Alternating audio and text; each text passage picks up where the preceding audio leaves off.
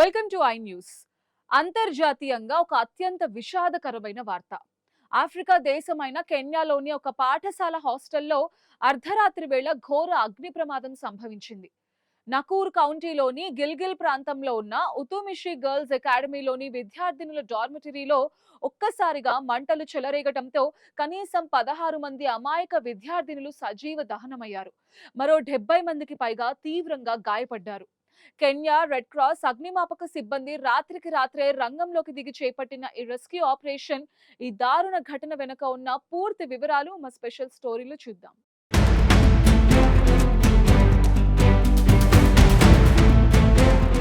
Kenya దేశంలో సంభవించిన ఈ భయంకరమైన అగ్ని ప్రమాదం టోటల్ ప్రపంచాన్ని తీవ్ర దిగ్భ్రాంతికి గురిచేసింది. ఉతుమిషి గర్ల్స్ అకాడమీలో విద్యార్థినులంతా ప్రశాంతంగా నిద్రపోతున్న అర్ధరాత్రి సమయంలో డార్మిటరీ బిల్డింగ్లో ఒక్కసారిగా మంటలు లేచాయి. క్షణాల వ్యవధిలోనే మంటలు భవనం మొత్తానికి వ్యాపించడంతో హాస్టల్ అంతా దట్టమైన పొగ, విద్యార్థినుల కేకలతో నరకప్రాయంగా మారింది. సమాచారం అందుకున్న వెంటనే Kenya red cross society, fire brigade సిబ్బంది, పోలీసులు, అంబులెన్స్ సర్వీసెస్ భారీ ఎత్తున ఘటనా స్థలానికి చేరుకుని సహాయక చర్యలు చేపట్టాయి. అయితే అప్పటికే 16 మంది విద్యార్థినులు మంటల్లో కాలి బూడిదయ్యారు. ఈ ప్రమాదానికి గల అధికారిక కారణాలు ఇంకా తెలియరాలేదు. దీనిపై విచారణ రన్ అవుతోంది. అయితే ఈ ట్రాజడీకి కారణమైన వారు ఎంతటి వారైనా సరే వారిని వదిలిపెట్టే ప్రసక్తి లేదని, చట్టపరంగా కఠినంగా శిక్షిస్తామని కెన్యా అంతర్గత వ్యవహారాల మంత్రి పబ్లిక్గా వార్న్ చేశారు.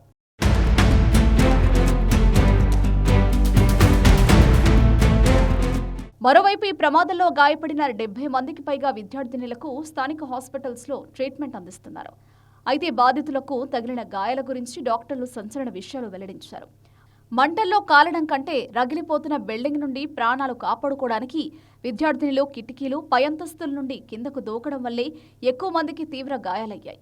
కిందకు దూకిన వారిలో చాలా మందికి నడుము ఎముకలు విరగడం, తీవ్రమైన వెన్నుపూస గాయాలయ్యాయి. వీరందరికీ స్పెషలైజ్డ్ కేర్, ఎంఆర్ఐ స్కాన్స్ నిర్వహించడం కోసం ఎయిర్ లిఫ్ట్ ద్వారా అత్యవసరంగా రాజధాని నైరోబీలోని కార్పొరేట్ హాస్పిటల్స్కు తరలించారు. కెన్యాలోని బోర్డింగ్ స్కూళ్లలో ఇలాంటి అగ్ని ప్రమాదాలు జరగడం ఇదే మొదటిసారి కాదు. అక్కడ ఇదొక పెద్ద నిరంతర సమస్యగా మారింది.